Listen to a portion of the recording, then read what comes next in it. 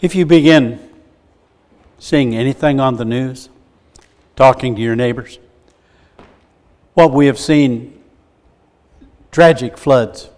It's made not only the national news, but it's made international news because it is a major event. The last count I had was 129 people that died. Just in Kerr County, 103 people, including 36 children. Other counties, many more, many different deaths.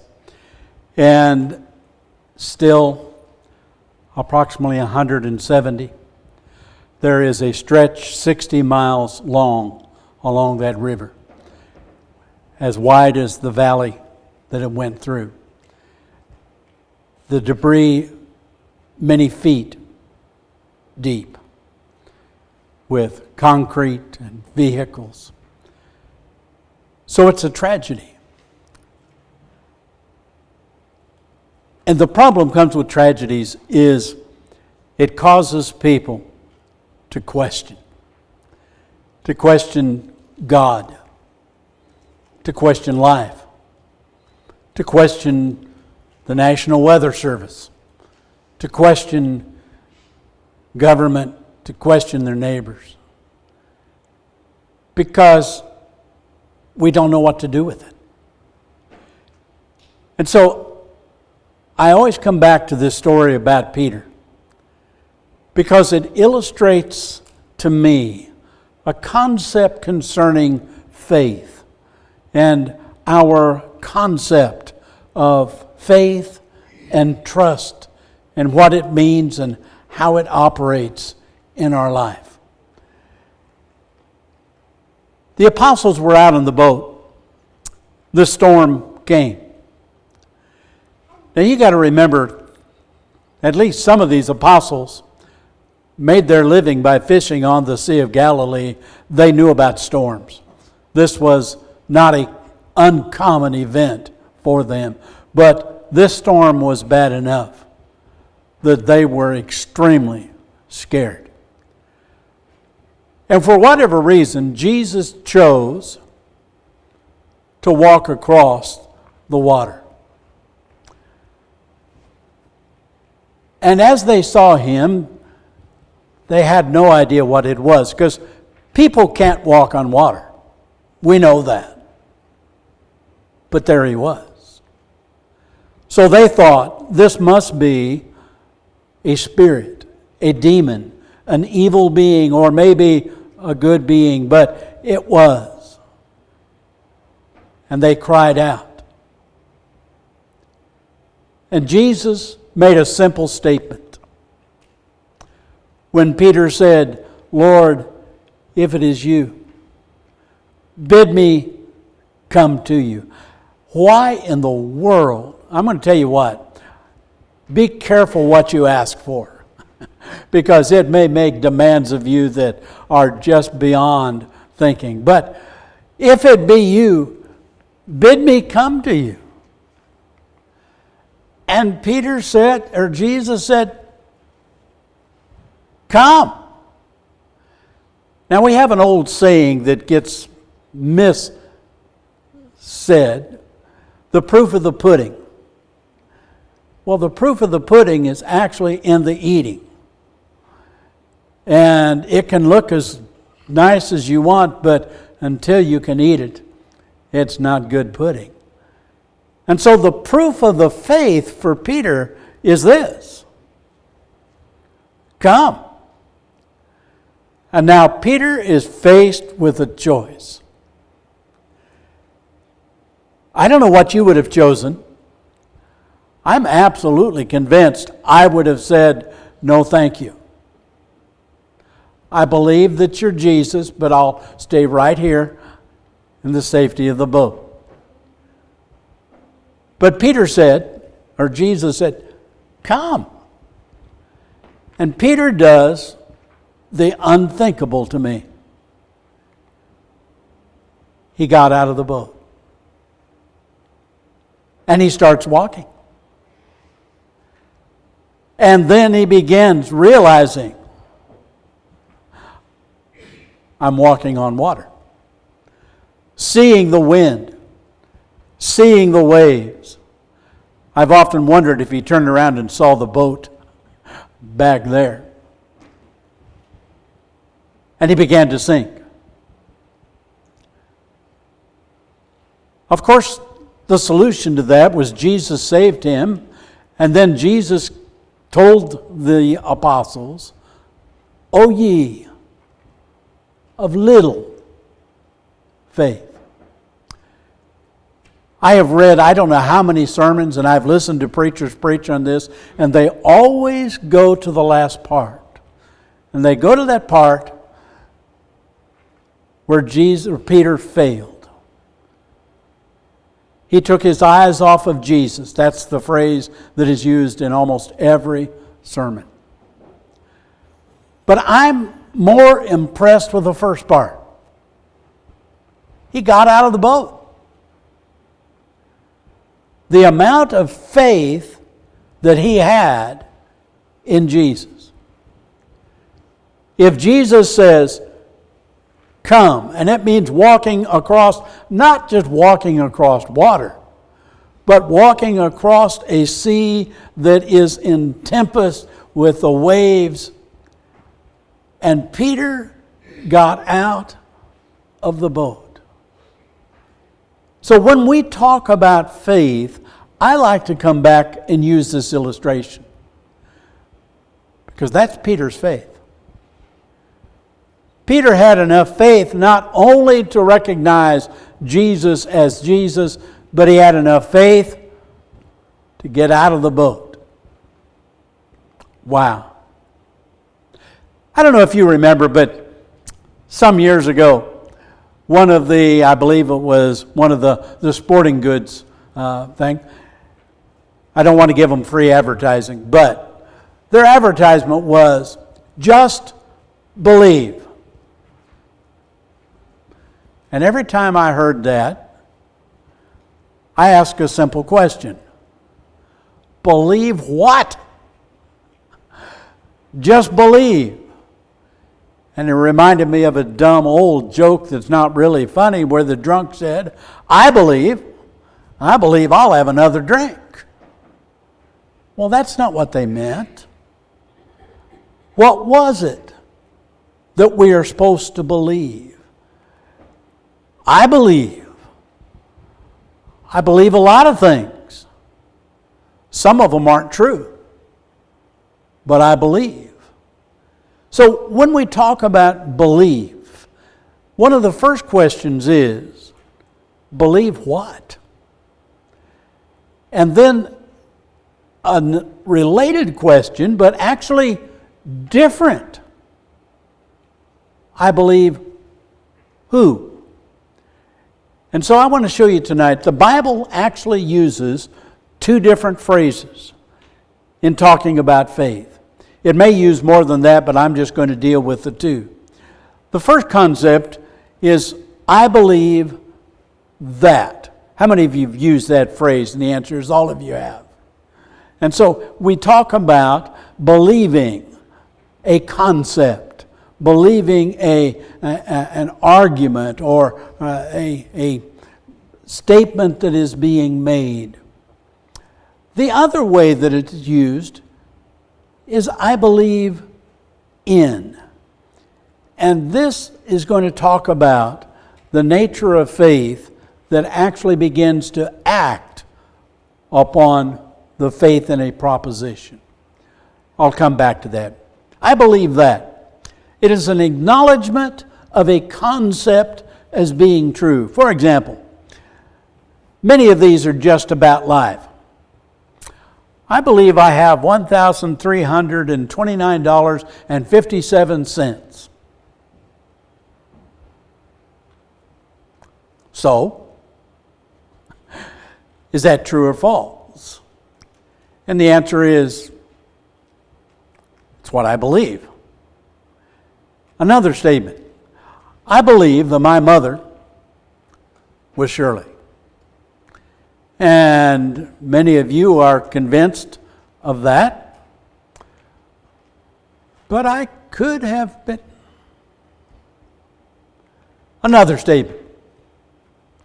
I believe I'm 76 years old. One of my favorite times was when I was talking to the school kids, and I just asked them, I said, how old do you think I am? And that was just a couple years ago. And one of the kids was very brave, and he said, 45. And another little girl said, no, he's only 35. And the youngest girl spoke up and said, I think he's only 30. And they are my favorite children in all of the world. But when I told them, no, they did not believe. But it was the same conversation. So when we talk about belief in propositions, belief in statements, we believe that such are true. That does not make them true. It just believes we hold them to be true. And that statement is found actually 15 times in the New Testament, the New American Standard Version anyway. Hebrews chapter 11:6, which we've almost always memorized. Without faith, it's impossible to please God, for he who comes to God must believe that. It's a proposition. There's something about God that I'm supposed to believe. I'm supposed to believe that he is, that he exists, and that he is a rewarder of those who diligently seek after him.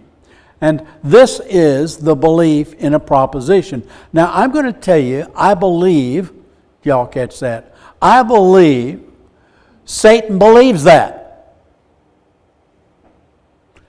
Satan believes. He's a believer that God exists. You and I would probably argue he knows that. And he is a rewarder of those that diligently seek after him, because he had watched throughout the history of mankind. Satan has been there. Again, I think he knew that, but we can use the term believe. When we talk then, this is what is true concerning God and our relationship with him. And so we start off and we have this faith in these truths, these propositions, these statements. Faith in who is Jesus. And we begin answering those questions. For example, John 17. He wanted the world to believe that the Father sent him. Or again, in John 8, verse 24, Jesus said, unless you believe that I am he, you will die in your sins. You have to believe a proposition. Chapter 20, these things are written in order that you believe that Jesus is the Christ, the Son of God. But these are propositions, they're statements of truth. And as Christians, we all believe those. I mean, that's not a question at all for us. The world, not so many, but for us, those are statements of truth. So we can say, we believe that. We believe that we are saved through grace of the Lord Jesus Christ. We believe that Jesus died and rose again. Even so, he will bring with him those that have fallen asleep. In Romans 6, we believe that we shall live with Christ. Those are just statements of facts. I can't prove that. That's what it's said about Jesus, and I believe the statements. And I trust all of you believe that. Now, there may be people that catch this on YouTube or Facebook or somewhere, and they'll shake their head no and say, I don't believe that at all. Okay. But then the opposite, or the other concept, a deeper concept, is I believe in. And so when we talk about this, that was actually used 25 times in the New Testament, contrasted with I believe that. And so this is the concept, I believe in God. And Jesus said, you believe in God, believe also in me. 16:31 of Acts, they said, believe in the Lord Jesus Christ and you will be saved. And 1 Peter said that we are to believe in Him. And so when we talk about believing in Jesus, we're talking about putting our trust in Him. That we believe that He will do certain things for us. But it's like with Peter. Peter could have believed that it was Jesus that was standing out there on the water. But when Jesus said, come, he's going to find out whether Peter trusts Jesus. Now you all see why I'm so impressed. Peter got out of the boat. It was not just believing that somebody said Jesus was the Christ, or that Jesus himself said he was the Son of God. It was the fact that Peter was willing to put his life on the line. Peter was willing to act. Peter was willing to respond positively to that. And so he believed not just that, but he believed in Jesus. Believing in Jesus is to trust Jesus, to trust what He will do, to trust how He will respond, to trust Him in my life enough that whatever He says, that's what I'm going to do. A belief that springs from a belief that Jesus is the Son of God, but it then must result in putting my trust in Jesus and responding to whatever Jesus says. And thus, that's the faith that Peter had. And Peter got out of the boat. I'm going to challenge you. Seriously, think about this. Would you have got out of the boat? We say we believe. We say we believe in. We say we trust Jesus. We sing songs in our songbook about our trust in Jesus. And now, when Jesus asks us to do something, the question is, do we trust? Will we get out of our boat, our comfort zone? So let me just make 3 quick observations about this concept of faith and trust. First of all, when we believe a proposition, it may be true, but it may not be true. The idea that I have $1,329.57. When I first got a checkbook, every time that I wrote out a check, I wrote down who it was to and how much it was, and I subtracted that. You know how you're supposed to do a checkbook? And then I got a paycheck. And I went over to the bank and I deposited my paycheck. And then I stopped and I asked the girl, I said, so how much money do I have in my checkbook? And she gave me a number. I said, wow. And I crossed out my number and I wrote her number. Now, if you know anything about bookkeeping, what you realize is I just ignored all the outstanding checks. And so, sure enough, next week, I'm overdrawn. But I believed that I had X number of dollars. I believed a wrong number. And so, what we believe, just because we believe it, does not necessarily make it true. We need to be very careful with that. This is what brings all of the why questions. What we're seeing is a result of a misplaced faith among people today. I don't know why in America we've gotten this. Many other parts of the world where life is really difficult to be a Christian, they're persecuted and it's hard. They recognize that being a Christian doesn't mean that life is easy. In fact, they believe what Peter or what Paul said, all that live godly in Christ Jesus shall suffer. They know that. They've experienced that. I've never experienced that per se. And so for me to believe that is a bigger trust issue than for most of the people in the world. And so we go through life, we keep thinking that bad things aren't going to happen to me because I'm a Christian. And then we see last week. Now, I don't know whether you are aware of this, but I was checking the news today, and there is flooding in Oklahoma City. There's flooding in Davenport, Iowa. There is flooding throughout North Carolina. And then I got checking, and almost all of the major rivers in China are flooding. And the same images that we've posted over here are posted in China about the Chinese floods. And then we could go on. There's just across the world. And what you begin realizing is, if I believe that such things won't happen to me because I'm a Christian, I'm going to be sadly mistaken.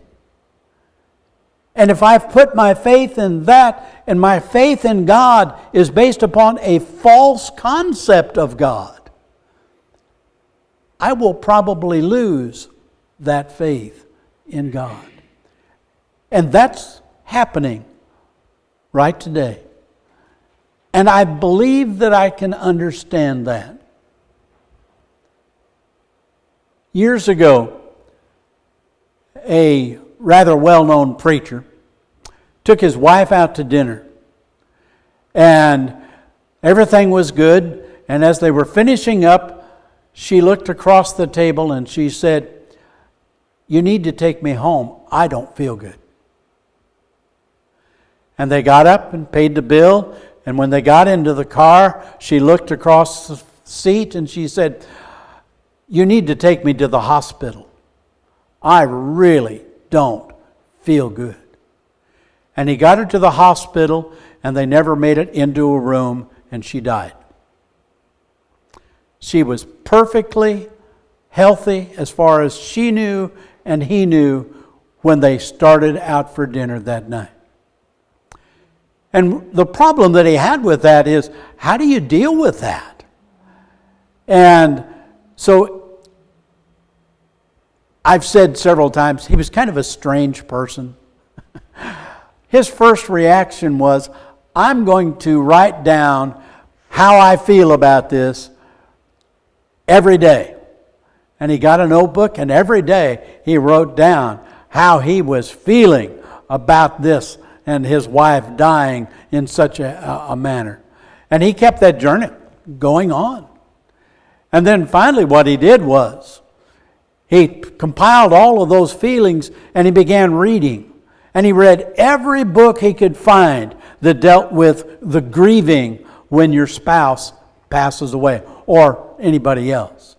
Because he had the funny idea that if he learned all of the concept about that, he wouldn't have to experience it.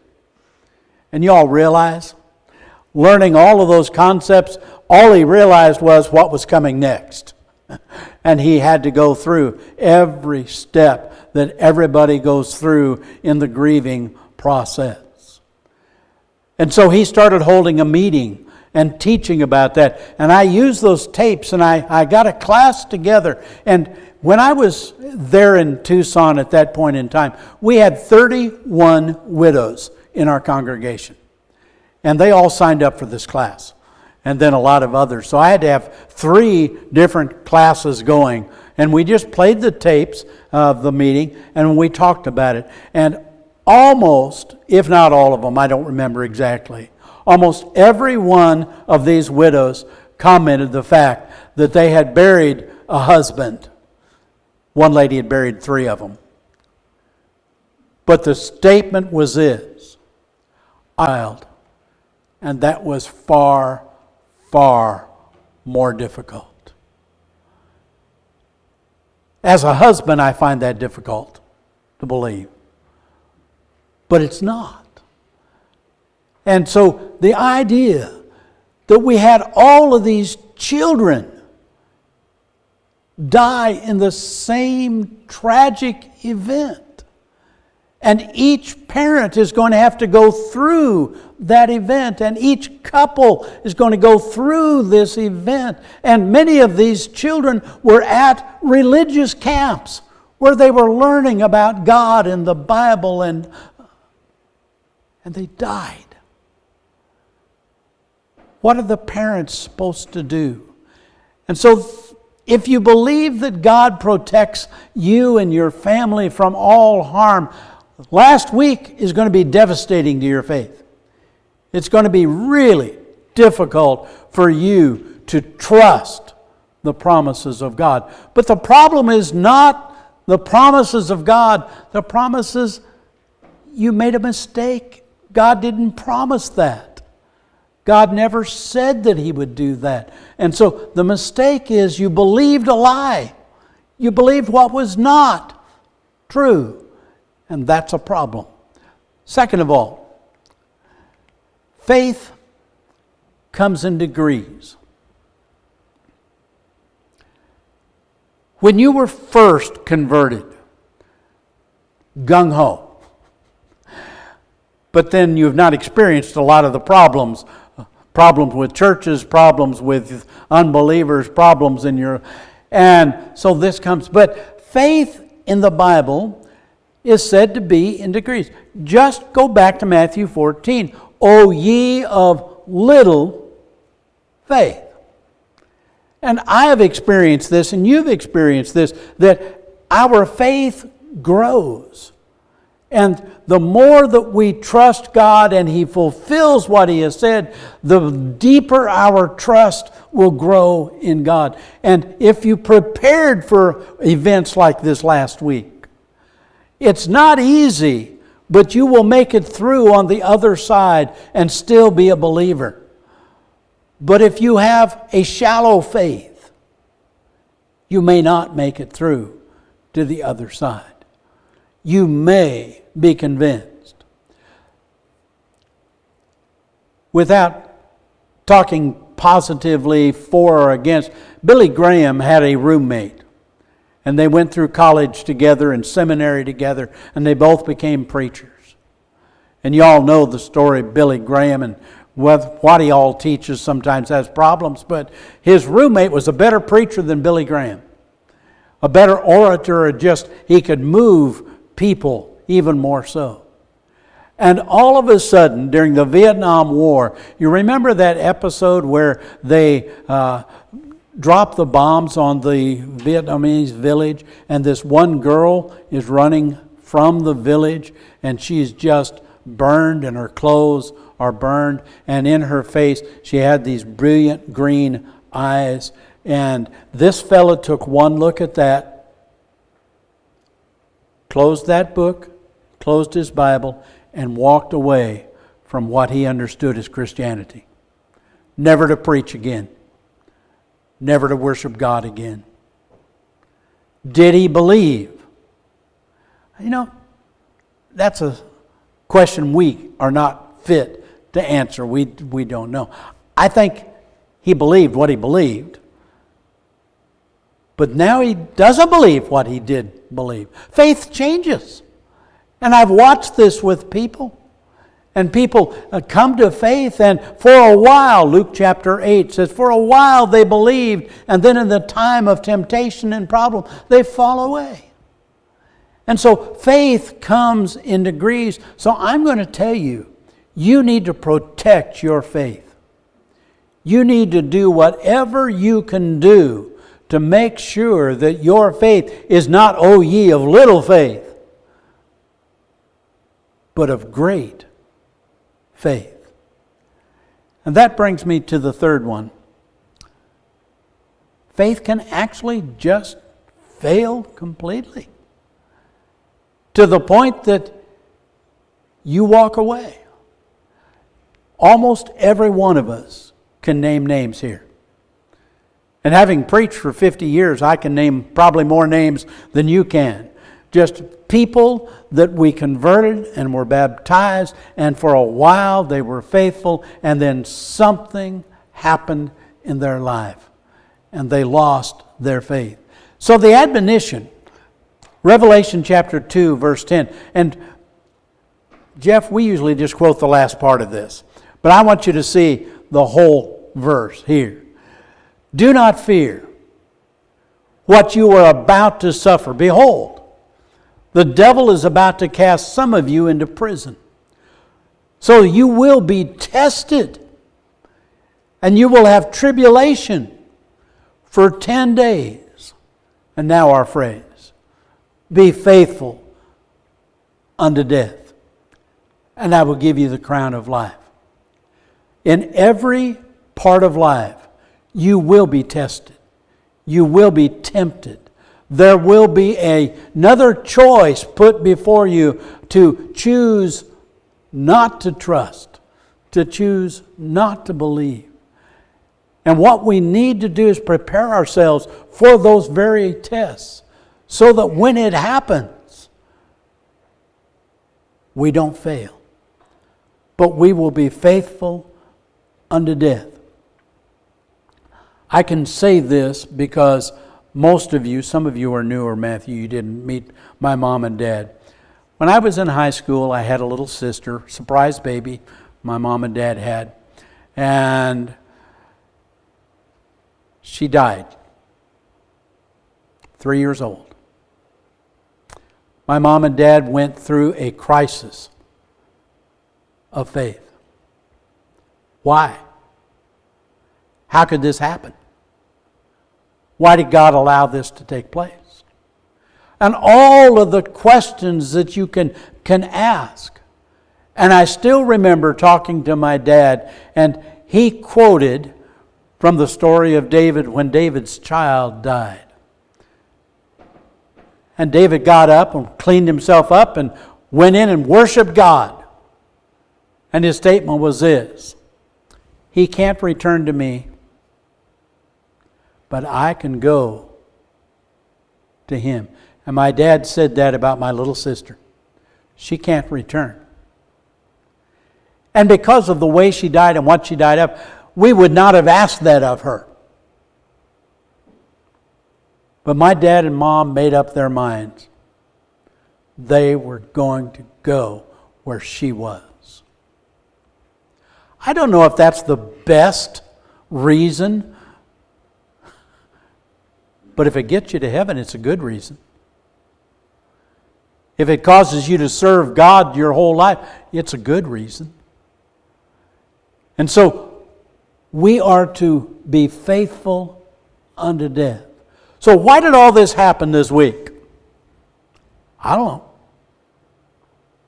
Will we ever find all of the bodies? I doubt it. How are these parents going to deal with this? Some will struggle, and I understand that. Struggle mightily. Some will probably lose their faith over this. They'll ask why and get mad at God for allowing such to take place. And at the same time, there are other children and adults that are found alive, and their parents are praising God. Same flood. 2 different stories. 2 different results. And the answer is, we don't know. God doesn't explain. That's life. That's weather. That's events of this world. But do you all realize we're going to a better place? There will be no death. There will be no suffering. We will live in the presence of God, which today we cannot see God and see Him, but we will. And Jesus has made that possible. And I'm going to tell you, no matter what takes place, don't give up. Trust Jesus. Don't just believe that He is. But learn that you can trust in Him. Don't just believe everything that people say. Believe every spirit. But test the spirits and learn that which is good and hold to that which is true with Jesus and hold to it with every fiber of your being. And now I'm going to go back to where we started. If you were Peter, would you have gotten out of the boat? And I admire Peter because he did. He believed in Jesus enough to do what Jesus asked him to do. And that's what Jesus is asking of us. So, Peter ended his first letter. Therefore, those who suffer according to the will of God, let them entrust their souls to a faithful Creator. And trusting in a faithful Creator is going about doing good. Doing the right things. Doing righteous things. Trusting God. And if you're willing to do that, you can trust God tonight. Trust Jesus. What Jesus said was not for us to get out of the boat. He said, he that believeth and is baptized shall be saved. And you can trust Jesus and do that. See if we can get back over here, Jeff. We're going to stand and sing number 348. If you trust Jesus enough to do what He has said, come and be baptized. As together we stand and sing.